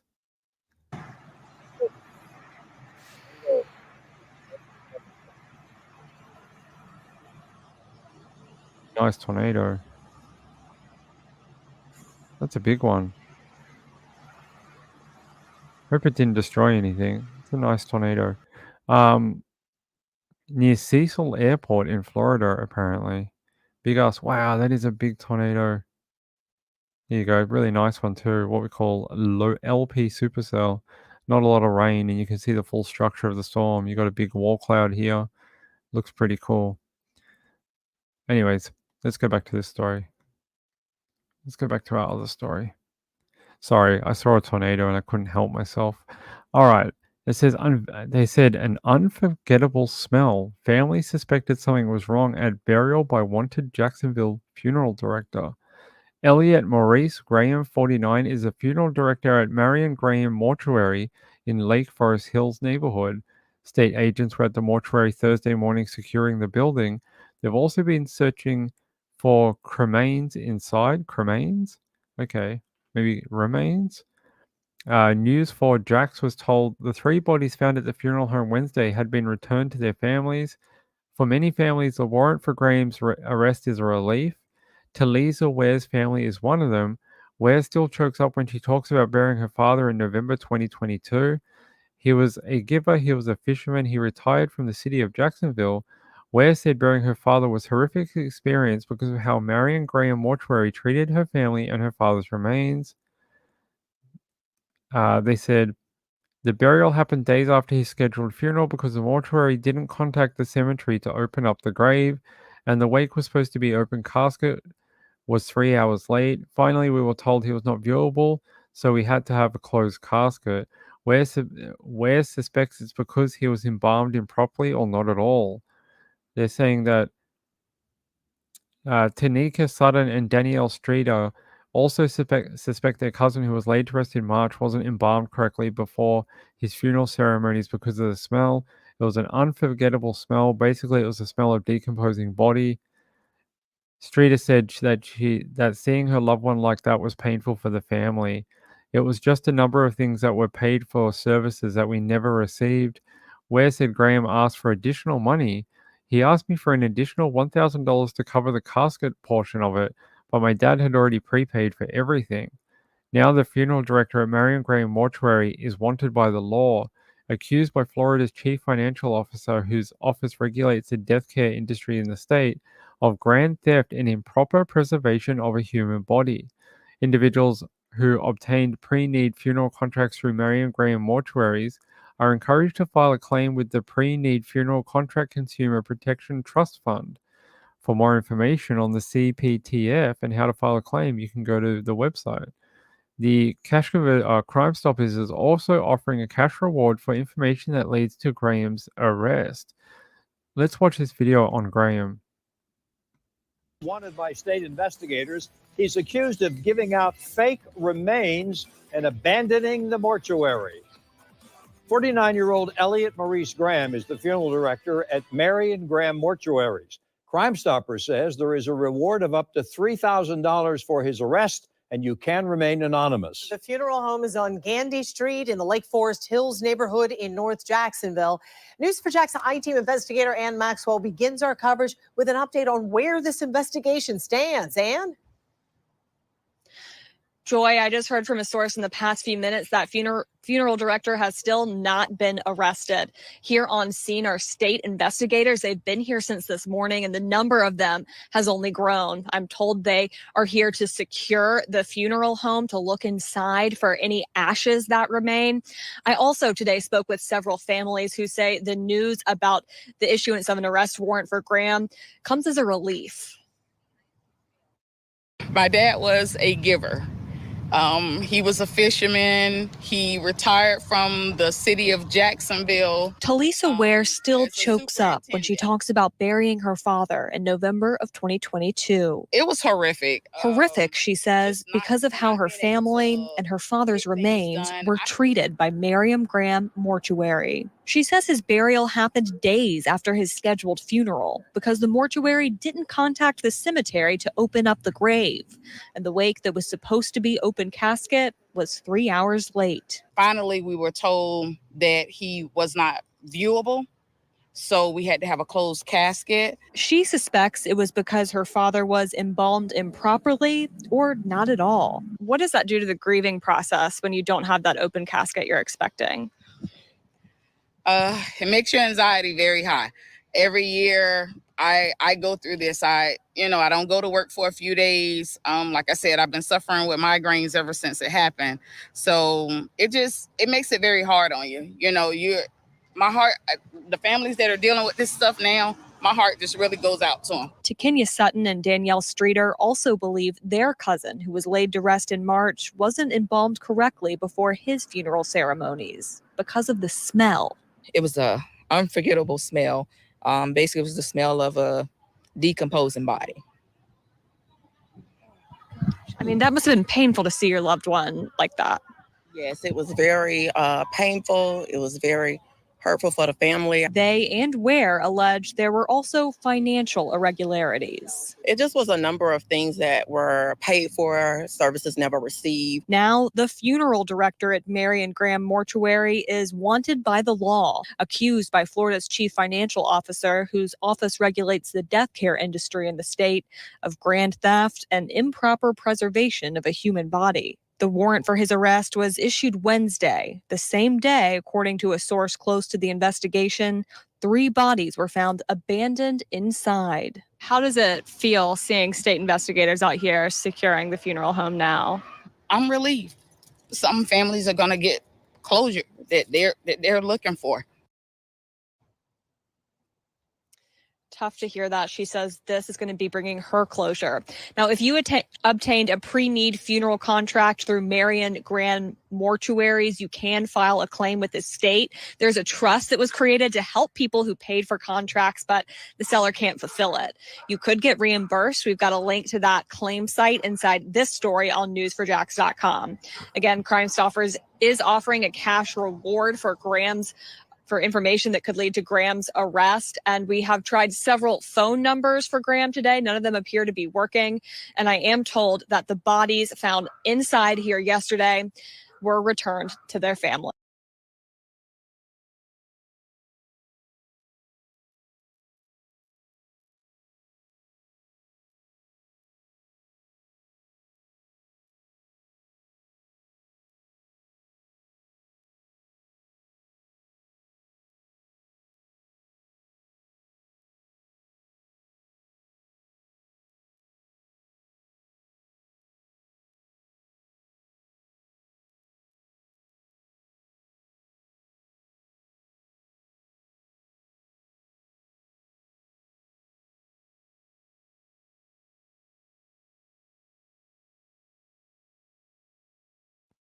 Hey, Harry, we're back? Okay. I was saying that if you do this to families, you are literally the lowest of the low. And, you asking for more money when you provide substandard service and criminal, treatment of a body. It's literally the worst thing you could do. It's removing people's dignity within death and adding more trauma to the family when their loved one has died. It's the last thing on earth that families need or want when a loved one has passed away, and you're compounding their grief because of your criminal actions, all to get a quick dollar. That's not what it needs to be about. Sure, funeral things make money in that, but the people that work in those industries have to have genuine care, genuine empathy. These people are going through the hardest moments of their life, and by doing what this guy did, it's desecration, not just of the body, but the industry, the families, everyone. It's what a piece of work that guy is. I mean, that's disgusting. People who do that to dead people, just it's like that guy in the UK who for 20 years like sexually assaulted dead bodies and stuff. I mean, that guy makes me so mad. We need a wet weather lesson. I can tell you. Hold on, what'd you say? The difference between a hurricane and a cyclone. A hurricane is in the northern hemisphere. It has a slightly different rating system for each category, 1 to 5, than it does for a cyclone in the southern hemisphere. In the southern hemisphere, it's sort of different. A cyclone in the southern hemisphere is in the Pacific Ocean, and then if you move up into the Indian Ocean and that near Asia and that, it becomes a typhoon.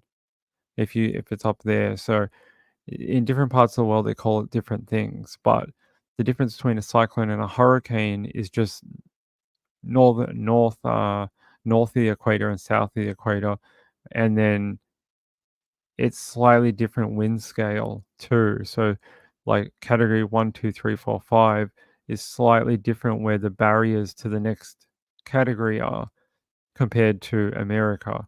So yeah, slightly different, but basically the same thing. Just they swirl in different directions. So because of Coriolis effect in the southern hemisphere, the cyclones spin the opposite direction to the northern hemisphere. There you go. That's it.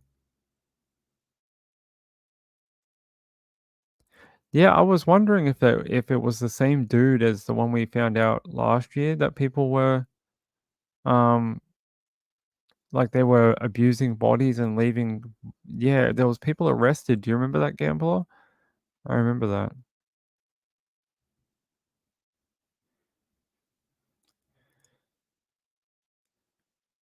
There's actually a set of names that are given out each year. The names change each year. So there's a list of like X amount of names, and then each year they change. And it goes boy, girl, boy, girl, boy, girl. So one year it's boys, next year it's girls, next year it's boys, and next year it's girls. There you go. Hi, Leisha Jim. How are you? Good to see you. Leisha is Jim Leisha now. All right. Let's get off really sad topic. Let's talk about something that's less messed up. Although we talk about true crime, it's all really messed up. All right, hold on. See what else we got going on. They did an anniversary thing for Summer Wells. I don't know if everyone saw it, but the FBI. Oh no, the FBI. No, the TBI. The TBI did a thing for it. Here, I'll show you. For Summer Wells' 8th birthday. I don't know if you all saw this, but 4th of February would have been her 8th birthday. There's an age progression photo of Summer, what she might look like today. I don't really talk about Summer Wells much because I think it's not the right thing to do when there's not enough information to really talk about it. But I will show this because it is something the FBI put out. Yeah, very sad. I wish we had more information about her.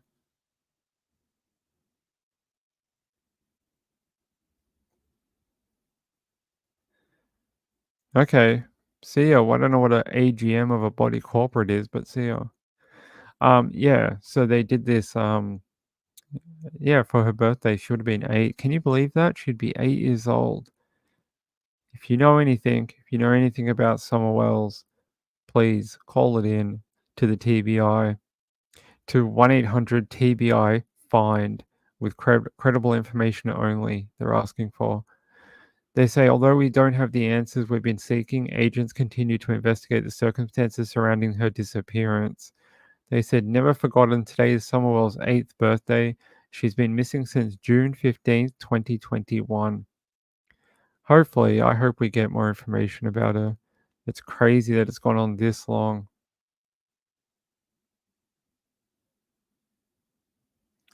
We have a missing woman, maybe. Yes. Says here, body found on I-22 identified as missing Memphis woman, sheriff confirms. After a brief investigation, a sheriff in Marshall County has confirmed that a body found on I-22 belonged to a Memphis woman who has been reported missing. According to the sheriff, around 9 a.m. Sunday, authorities found the remains of a woman who was later identified as 30-year-old Kelly Sistrunk. Sistrunk's family contacted Marshall County authorities because they discovered that her cell phone was pinging in the area. The body was found 50 feet off the pavement on Interstate 22. The sheriff have said she appeared to have a gunshot wound to the head. They are saying this is a homicide investigation. Sistrunk was reported missing to Memphis police on January 28th. That's actually a while ago. Hold on. Is there a video for this young lady? Kelly Sistrunk. Let's have a look.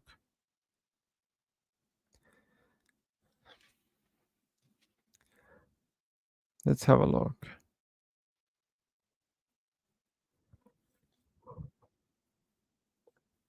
There we go.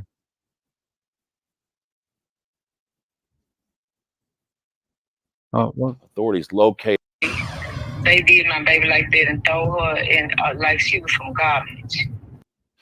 As we come on the air at 9, the body of a missing Memphis woman has been found just outside of Holly Springs tonight. Authorities located the body on the side of the highway this morning. Thanks for joining us tonight. I'm Daniel Wilkerson. Fox 13's Lakia Scott joining us live in studio tonight. Lakia, you've learned the woman's name. Good evening to you. Good evening, Daniel. Marshall County Sheriff Kenny Dickerson has identified the woman as 30-year-old Kelly Sistrunk. According to a city watch issued by the Memphis Police Department, Sistrunk was last seen January 28th sitting in a vehicle at a home in the 50 block of West Falls Road here in Memphis. Now, that city watch was issued as a missing and endangered person just this weekend. A day later, authorities located the body believed to be that of Kelly Sistrunk around 9 o'clock this morning on the side of a highway, I-22, in a wooded area about 4 miles east of Holly Springs. Now, authorities say she was shot in the head. I spoke with Kelly's mom, Kimberly Sistrunk, who shared some words about this heartbreaking news she received. It's her baby, 2 years old. They took away a daughter. They took away a mother. They took away a sister. They took away a granddaughter, a cousin, a niece. Marshall County police done found her deceased. That was my baby, ma'am, and they did my baby like that and throw her in like she was from garbage. According to Sheriff Dickerson, Kelly's death is being treated as a homicide, and they are still awaiting an autopsy report. The sheriff told me they have talked to a person of interest, but they don't have anyone in custody at this time. Daniel. I'll tell you, heartbreaking for sure. Lakia Scott starting our live coverage off in studio tonight.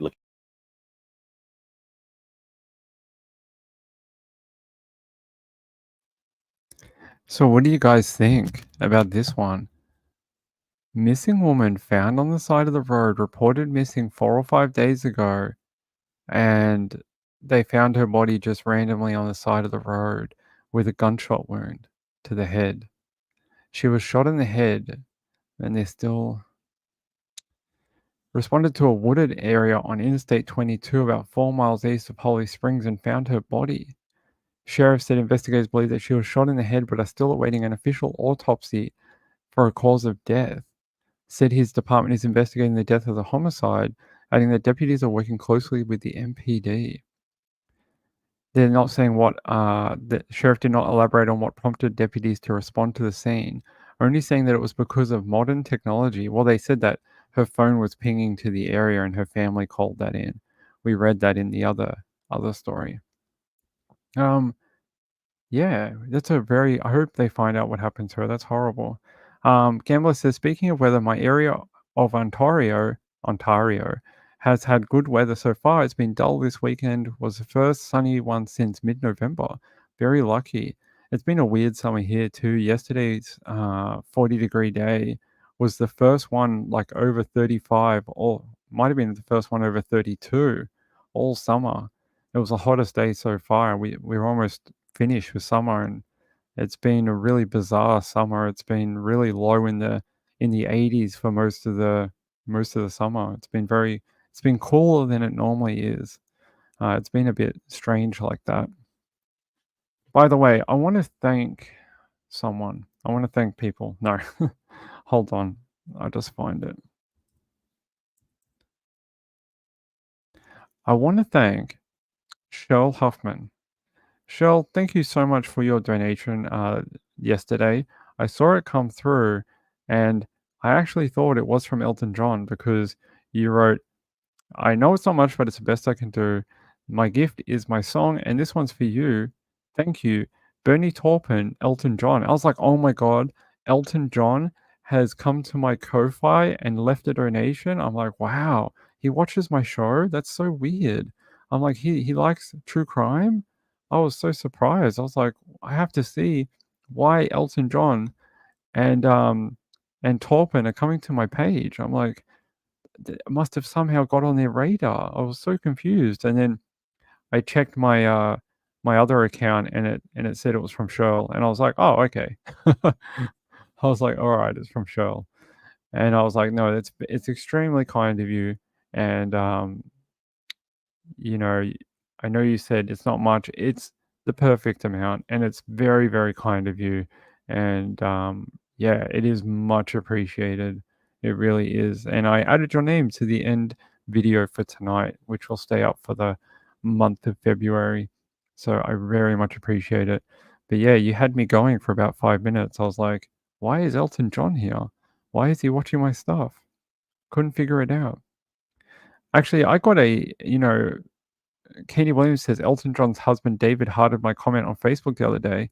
I can't remember who it was, but some really famous singer liked something of mine on Twitter, like a really who's from Earth, whatever they're called, Earth, Fire, Soul, I don't know what they're called, but that guy from the lead singer liked one of my posts on Twitter the other day, a while ago.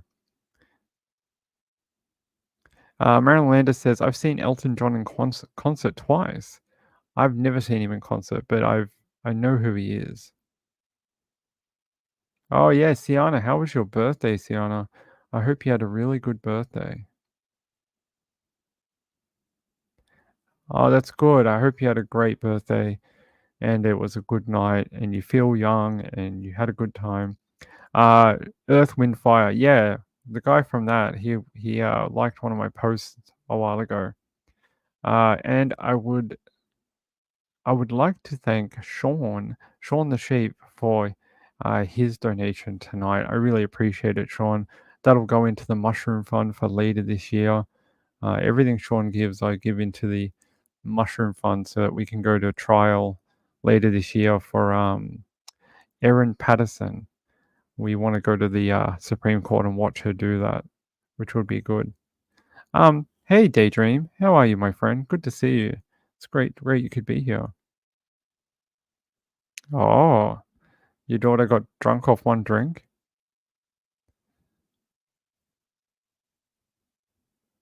I appreciate it. Thank you. It's very kind. It's very kind. The people who help support and fund the show are very appreciative. Let's see if we've got... Wait, did we have something fun to talk about? And I said I would do it later. I think we did, and now I've got to find it. Hold on. Oh, yes. I wanted to show this from Sean. Hold on. Let me download it. Let me download it, and then we'll talk about it. Sean sent me this funny photo, and I'll show it. You ever seen those signs, and they're like signs like that were mispronunciation or whatever? I'll show you. Let's see. Sean sent this one. He said, practice English here. Easy English Bible study. They still got to get a bit more practice, I think. They're misplacing their S's and their C's. They're getting there, though. They're getting there. Don't laugh at them. They're still learning. You can tell they're still getting easy English Bible study. Practice English here. Do you practice English or the Bible? Beginners, they said this is a spelling mistake, but this too. the apostrophe is supposed to be before the S, not in between beginners in English. So they're having some issues with their Microsoft Word. They'll get there.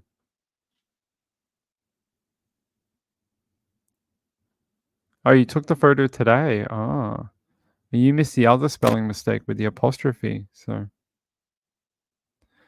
Siana says, my youngest son was our DD designated driver, and yep, one drink she is out like a light. Well, just be careful with her. Don't let her go out on any dates with men. Yeah, whoops. They'll get there. They'll get there. I promise they will. All right. I thought we had one more story. Hold on. Let me see if I can find it. What? Apparently, at the Grammy Awards, Taylor Swift announced a new album, Tortured Poets Department. Whoops, whatever that is. I don't know what that means, but didn't she just release like 2 albums last year? Well, there you go. You get a third or a fourth Taylor Swift album in like a year. You're going to have Taylor Swift inside your Taylor Swift, inside your Taylor Swift with Taylor Swift. You're going to have all the Swifts just all the time, every day on the radio, on iTunes or whatever.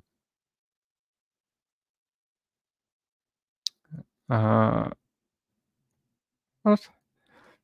I can tell you there was an Australian story. Man to front court over alleged mother and son murder in Adelaide. A lady who loved gardening and would do anything for her friends. That's how Antoinette Tozer is being remembered a day after she was murdered alongside her son. Knew the family fairly well, and Tony was just absolutely wonderful lady. Wouldn't hurt a fly, and this is just tragic. They just give a nice smile all the time when they pass through. If I am standing outside. The man charged with their murder arrested just meters from the crime scene. CCTV shows police arriving moments after Tony's daughter made the devastating discovery yesterday afternoon, finding her 76-year-old mother and 55-year-old brother Steve Tozer dead inside their home. Couldn't really think of anything worse, and I wouldn't wish that upon anybody. Police spending a second day on Rosetta Street, seizing a metal pole and a number of items from the property. It's unclear what sparked the altercation or how he got inside, but police believe it all unfolded in the early hours of yesterday morning. We haven't heard any sound or anything in the night. Neighbours here say they no longer feel safe. It's prompted calls for the government to do more about Adelaide's growing crime problem. It is a rather confronting crime, and we've seen a couple of those recently, and they shock us. But we should have confidence, and as I do, that SAPOL will do a thorough investigation and make sure we get to the bottom of exactly what happened and why. As family and friends come to terms with losing 2 loved ones in such a horrific crime. One tribute reading, R.I.P. Tony and Stephen Tozer, life is so unfair. Thinking of the family, my condolences for the loss of your mum and brother. The suspect will front the Port Adelaide Magistrates Court tomorrow. Inga Nielsen, 9 News.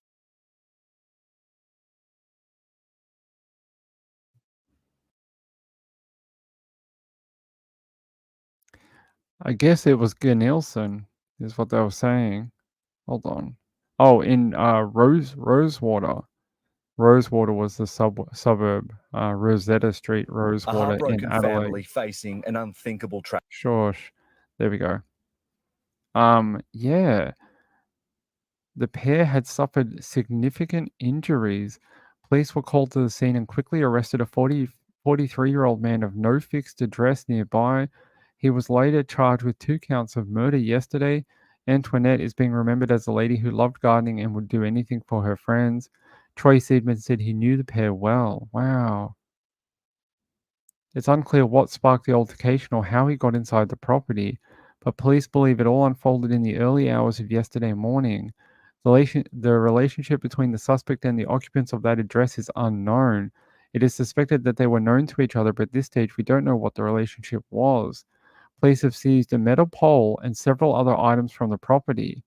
We've seen a couple of those recently and they shock us, but we should have confidence, as I do, that South Australian police will do a thorough investigation of exactly what happened at why. 43-year-old man will appear at Port Adelaide Magistrates Court today. How horrible. It seems Australia's had a run of really like shocking crimes recently. Yeah, it's a new year and it's already going a bit bonkers. Cheryl Huffman says it's Saturday here in the US. I think you may have slept through a day or lost a day, my friend. LAPD arrested Killer Mike at the Grammys after he won. I don't know who Killer Mike is. Hold on.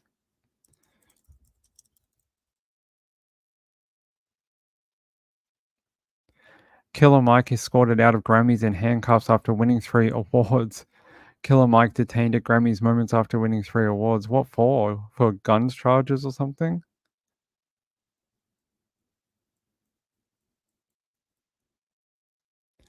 Doesn't say why he was arrested. Yeah, it just says he was arrested, but it doesn't say why. It says he was detained.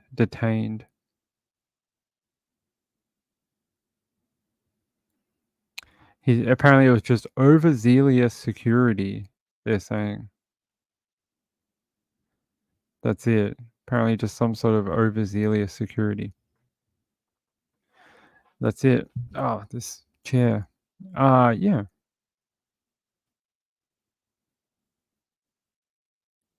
Rosewater is a Bayside Port Adelaide. Used to be rough, but now a pricey suburb. My kids live 2 suburbs away. Ah, so you know the area. Yeah, who knows if we're hearing about it more or the media is, making it like more like glamified, and people are, following suit when they see it on the news. Who knows? Maybe that's what like it's contributing to it a lot. We'll find out at some point. I thought your rap name would have been Danny Mitchell, the superstar. Then you could have rapped how you're a rap superstar, Danny Mitchell. You're gonna go far. I don't know. Cheryl Huffman says it was a joke. Okay. Okay. We don't want to have to take you in and get you some sort of like test, check that you're not eating your sleeping tablets, like double dosing or something. We have to be careful. Ping's night. Yeah, I can't say I've ever heard of Killer Mike either. Never heard of him. It means I'm old now because I don't know who's at the Grammys.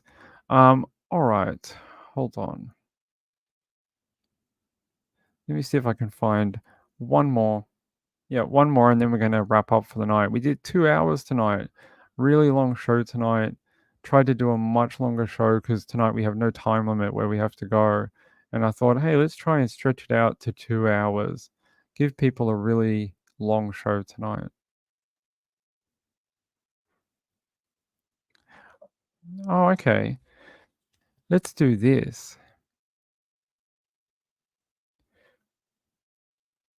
Hold on though.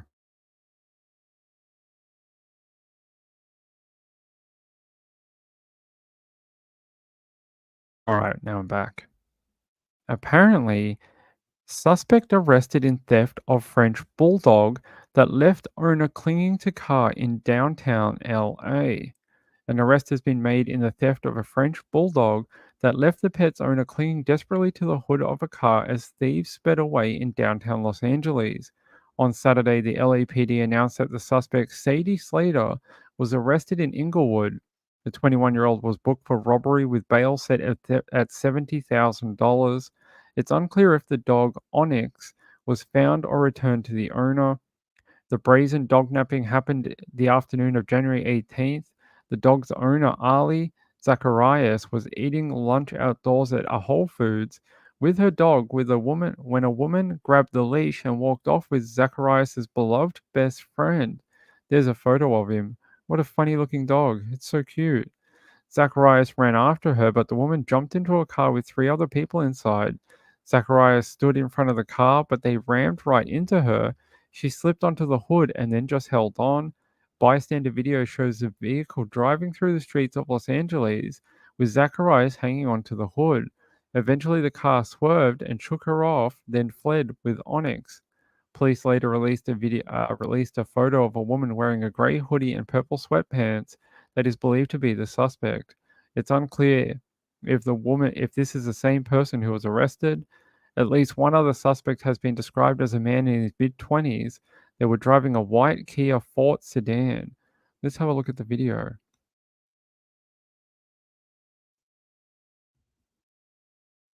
Oh, hold on. I thought I was going to die. Terrifying video of a woman clinging to the hood of a speeding car. Inside that vehicle, her stolen French bulldog. I thought I was going to die. I just was like, this is it. Allie Zacharias and her dog Onyx were having lunch together at Whole Foods on Grand Avenue and 8th Street in downtown LA on January the 18th when it all went down. A woman first called to the dog, then grabbed the leash and walked away. Zacharias followed her, but the woman hopped into the car with 3 others inside and locked the doors. Zacharias didn't hesitate. And I didn't want the car to drive away, so I ran and stood in front of it, and they drove into me, and I fell on top of the hood and just started to like grab on, like I'm not letting go. And before I knew it, they were like backing up and like taking off. The thieves kept going for several blocks before swerving, sending Zacharias to the ground. The vehicle is described as a newer model white Kia Forte 4-door sedan with a missing hubcap. Onyx is a black Merrill French bulldog with a spotted coat and 2 different colored eyes. Zacharias is just hoping to get her beloved dog back. I just like feel lost and lonely without him. And he's my buddy. He's my wingman, you know, and he goes to work with me and we do everything. And he was just suddenly gone. A really difficult situation for her. I'm sure all pet parents would probably do the same for their dogs. Zacharias is offering a reward for her dog's safe return. Anyone with information can call the Los Angeles Police Department. We have the number there for you on the screen. It's 877-27. A lot of rain coming down. We're talking. I'm glad they've arrested someone for it. Hopefully they can find the poor dog, Onyx. I hope they can find Onyx at some point. It says that they haven't been able to locate him as of yet, but I'm hoping they will be able to. Poor doggy. He's probably missing his mum very much. It doesn't say if they've been able to return him. Let's see. Dog Onyx. Let's see. Have they found him? Let's go to news. Arrest made in dognapping that left owner clinging to hood of suspect's car. I can show you this. Look, there's another photo. Look, there's another photo of Onyx there. He's got like multicolored eyes. What we need to do to make sure that It's an interesting looking doggy.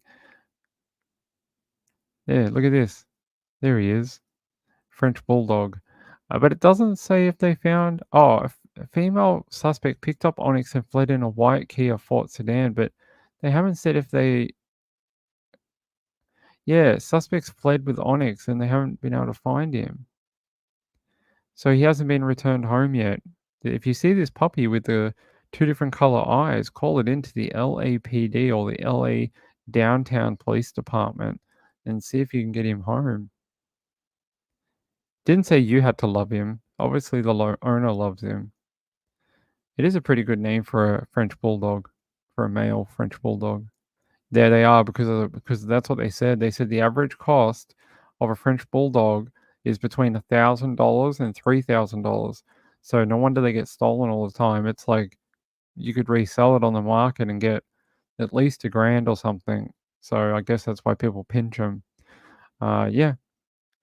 All right, my friends, we'll be back tomorrow night at 9 p.m. Eastern for our normal weekday show. Before I go, I want to thank Robin Lane. Robin Lane, that is extremely kind of you.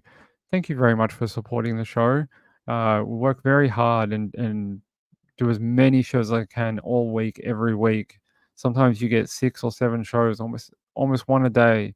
except for yesterday. We accidentally didn't get a show done yesterday, but most weeks we do 7 shows. So I very much appreciate it. It's very kind. All the people who support the channel. The video at the end is for you, but also the people who like and subscribe and come here every night and hang out in the chat.